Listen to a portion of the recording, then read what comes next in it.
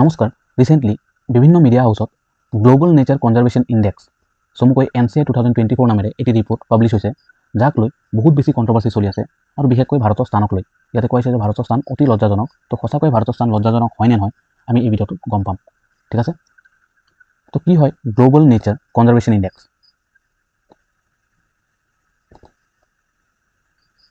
পোনপ্ৰথমবাৰৰ বাবে Goldman Sonnenfeldt school of sustainability and climate change এই প্ৰতিষ্ঠানটোৱে কি কৰিছে এই ৰিপৰ্টটো পাব্লিছ কৰিছে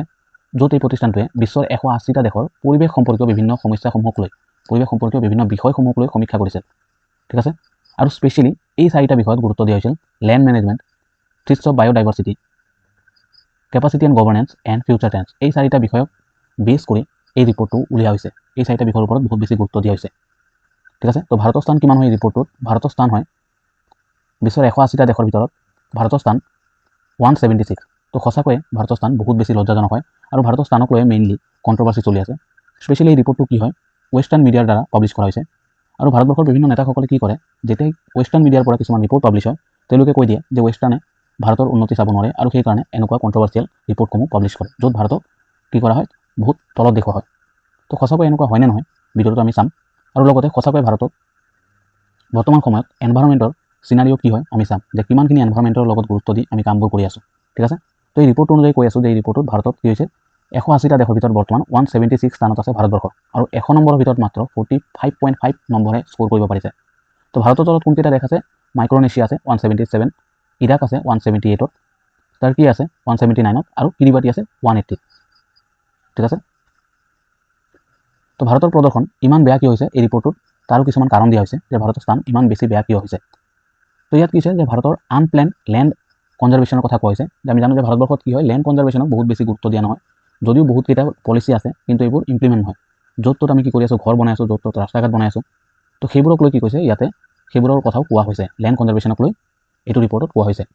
নেক্সট কি কৈছে যে কৃষিভূমিত অতিৰিক্ত সাৰৰ প্ৰয়োগ আৰু লগতে তাৰ ফলত হোৱা ভূমি প্ৰদূষণ এই দুটা কথাৰ কোৱা হৈছে আমি জানো যে ভাৰতবৰ্ষৰ প্ৰায়ভাগ কৃষিভূমিত ৰাসায়নিক সাৰৰ প্ৰয়োগ কৰে আৰু কোনো ধৰণৰ বৈজ্ঞানিক পৰীক্ষা নকৰাকৈ যিটো যাৰ ফলত কি হৈছে ভাৰতৰ হেল্থ ছইল বহুত বেছি ভয়াৱহ হৈছে আৰু এইটো প্ৰথমবাৰৰ বাবে নহয় যে এইটো আৰ্টিকেলে প্ৰথমবাৰৰ বাবে কোৱা নাই বা এইটো ৰিপৰ্টে প্ৰথমবাৰৰ কাৰণে কোৱা নাই তেনেকুৱা বহুতকেইটা ৰিপৰ্ট আগত ওলাইছে য'ত ভাৰতৰ ছইল হেল্থৰ কথা কোৱা হৈছে ঠিক আছে নেক্সট পইণ্টটো ইয়াতে কৈছে যে ভাৰতত মাত্ৰ 0.2% অঞ্চলে মেৰিন কনজাৰভেশ্যনৰ অন্তৰ্গত হয় তো আমি জানো যে ভাৰতবৰ্ষৰ এটা দীঘলীয়া উপকূল ৰেখা আছে য'ত ডাঙৰ এটা অঞ্চল কি আছে সাগৰৰ লগত লাগি আছে তো ইমান ডাঙৰ অঞ্চলৰ মাত্ৰ 0.2% অঞ্চলে ভাৰতে কি কৰি আছে সংৰক্ষণ কৰি আছে যিটো বহুত বেছি কি হয় লাজৰ কথা হয়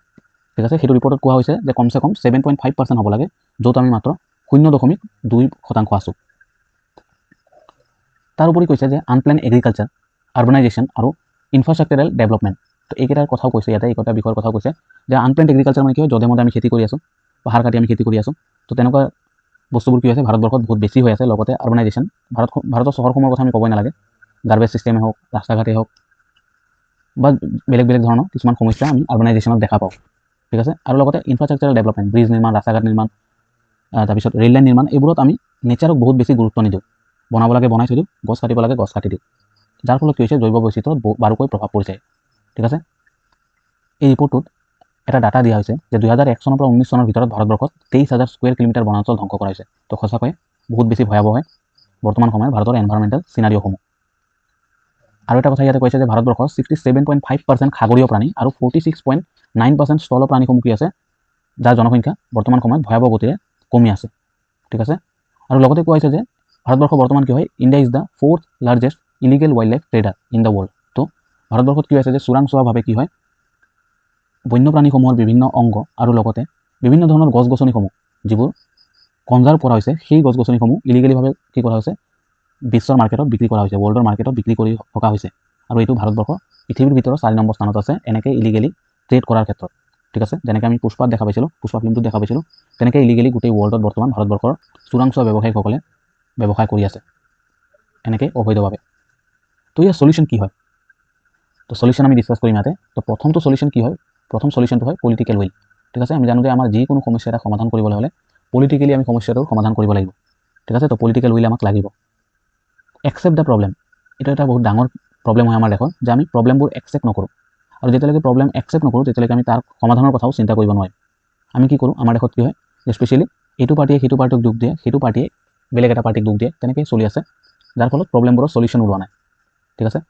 নেক্সট পইণ্ট হ'ল মেক্স ষ্ট্ৰং পলিচি। তো আমি